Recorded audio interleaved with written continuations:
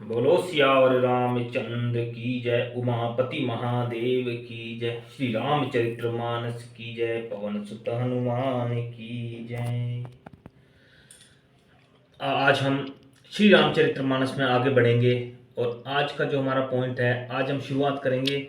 आज से हम सुंदरकांड की शुरुआत करेंगे क्योंकि आज मंगलवार है और आज से सुंदरकांड की कथा को प्रारंभ करेंगे। क्योंकि सुंदरकांड की जो कथा है, इसको राम कथा का हृदय कहा गया है। श्री रामचरित्र मानस में जो सुंदरकांड है, ये इस राम कथा का हृदय है।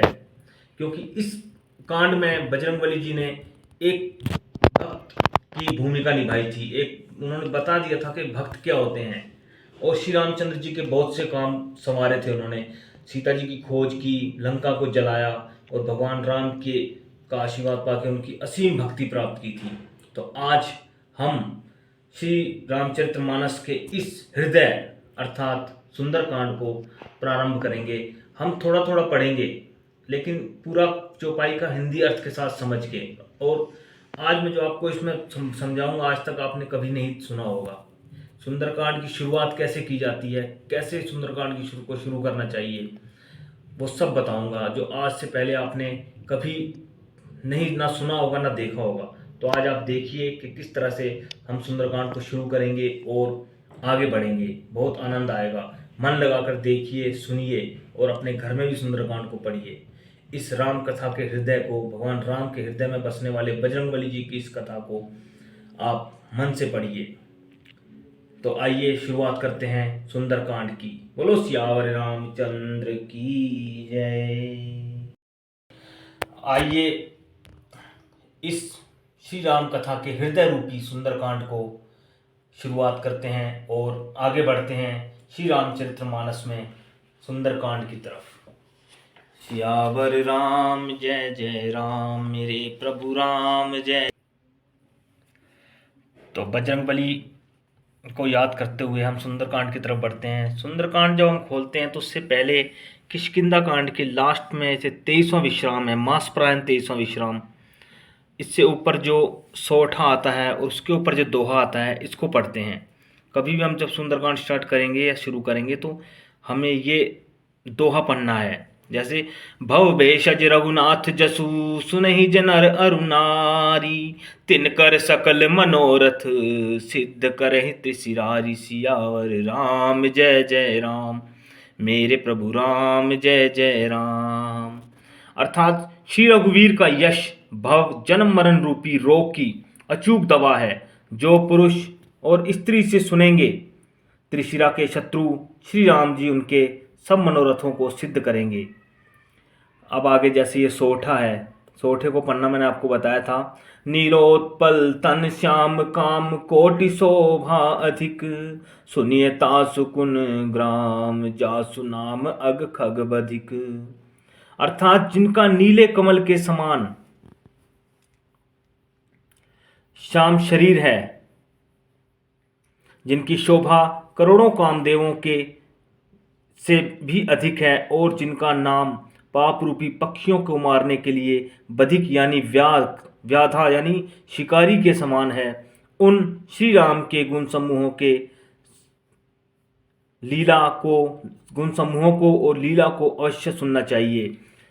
मासप्रायण 23वां विश्राम कलयुग के समस्त पापों का नाश करने वाले श्री रामचरितमानस का यह चौथा सोपान समाप्त हुआ, किष्किंधा कांड समाप्त हुआ। इस तरह हम यहाँ से पढ़कर फिर इसके बाद हम चलेंगे आगे सुंदरकांड की। ये जरूर पढ़ना है, यहाँ से पढ़ के ही सुंदरकांड स्टार्ट किया जाता है, शुरुआत की जाती है। तो ये देखिए, बहुत ही सुंदर चित्रण है। ये लंका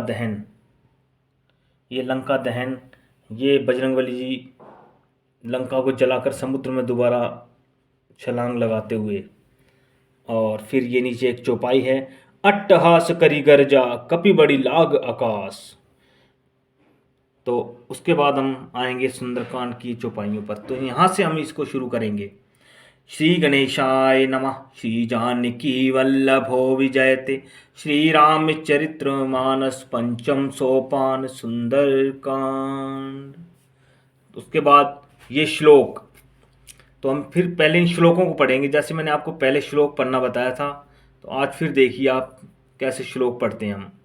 शांतं शाश्वतमप्रमेयमनघं निर्वाण शांति प्रदम ब्रह्म शंभु फणीन्द्र सेव्य मनीषं वेदांत वेदं विभुं रामाख्यं जगदीश्वरं सुरगुरुं माया मनुष्यं हरिं वंदेहं करुणाकरं रघुवरं भूपाल चूड़ामणि।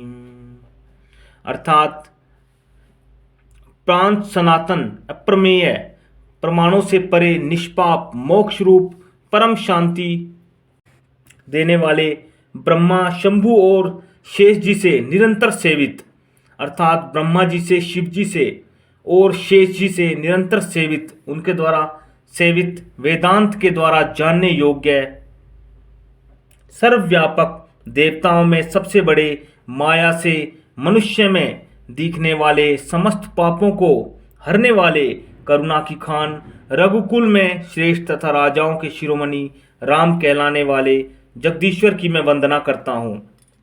अब आगे का ये दूसरा श्लोक है जो नान्या स्पृहा रघुपते हृदय स्मदीये सत्यम वदामि च भवान खिलांतरात्मा भक्तिं प्रयच्छ रघुपुंगव निर्भराम में कामादि दोष रहितं कुरु मानसं च। अर्थात हे रघुनाथ जी, मैं सत्य कहता हूँ और फिर आप सबके अंतर आत्मा ही हैं, सब जानते ही हैं कि मेरे हृदय में दूसरी कोई इच्छा नहीं है। हे रघुकुल श्रेष्ठ, मैं अपनी मुझे अपनी निर्भरा पूर्ण भक्ति दीजिए और मेरे मन को काम आदि दोषों से रहित कीजिए। तो इस तरह फिर हम आगे दूसरा श्लोक, जो इसका आखिरी श्लोक है, वो पढ़ेंगे। अतुलित बल धामम हेम शैलावदेहम धनुजवन किशानुनम ज्ञानिनामग्रगण्यम सकल गुण निधानम वानराणामधीशम रघुपति प्रिय भक्तम वात जातम नमामि। अतुलित बल के धाम, सोने के पर्वत, सुमेरु के समान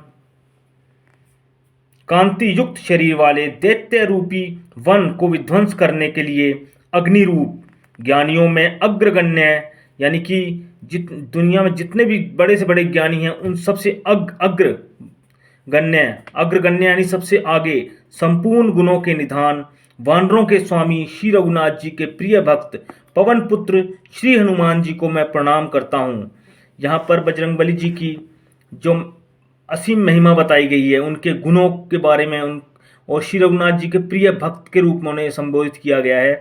तो इसी श्लोक के में जो मैं आपको बता रहा था कि श्री राम चरितमानस में जो सुंदरकांड है वो श्री रामचरितमानस का हृदय है। तो वो हृदय सिर्फ इसीलिए है कि इसमें श्री बजरंगबली जी के और श्री राम जी के असीम प्यार को दर्शाया गया है, असीम स्वामी और शिष्य की भक्ति को दर्शाया गया है। इसलिए इस सुंदरकांड को श्री राम कथा का हृदय कहा जाता है। तो यहाँ से आगे आज यहीं तक, क्योंकि यहाँ से आगे हम फिर शुरू करेंगे अगले, यानी कि आगे दोबारा दूसरे पार्ट में हम इसको शुरू करेंगे और धीरे धीरे रोज हम इसको आगे की तरफ बढ़ते जाएंगे और पढ़ेंगे। बोलो सियावर रामचंद्र की जय। तो आज हमने सुंदरकांड को प्रारंभ किया है, क्योंकि आज मंगलवार था तो आज हम सुंदरकांड को प्रारंभ करने वाले थे, तो हमने आज प्रारंभ कर दिया है। मैंने आपको सब बताया किस तरह आपको सुंदरकांड पढ़ना है, और आज हमने सिर्फ एक श्लोक से शुरू किया है, श्लोक पढ़े हैं। हमने इनको समाप्त करना या कुछ नहीं किया है, समाप्त नहीं किया हमने, सिर्फ हम इसको आगे ज़्यादा लंबा इसलिए नहीं खींच रहे कि आपको समझ में नहीं आएगा, और समझ में आना जरूरी है। अगर आप सुंदरकांड या श्री राम कथा पढ़ते हैं तो जब तक आपको समझ में नहीं आता तब तक वो व्यर्थ है। तो उसे समझिए, धीरे धीरे पढ़ेंगे, समझा के पढ़ेंगे, आपको एक एक चीज़ का अर्थ बताएंगे और आप सीखिए भी, खुद भी घर में पढ़िए इसको। ये राम कथा सभी मंगलों को देने वाली, सभी कार्यों को पूर्ण करने वाली और भगवान की असीम भक्ति देने वाली इस कथा को अपने घर में पढ़िए। ये एक निर्मल गंगा है, इसके जल में स्नान कीजिए और अपने साथ औरों को भी स्नान कराइए। बोलो सियावर रामचंद्र की जय।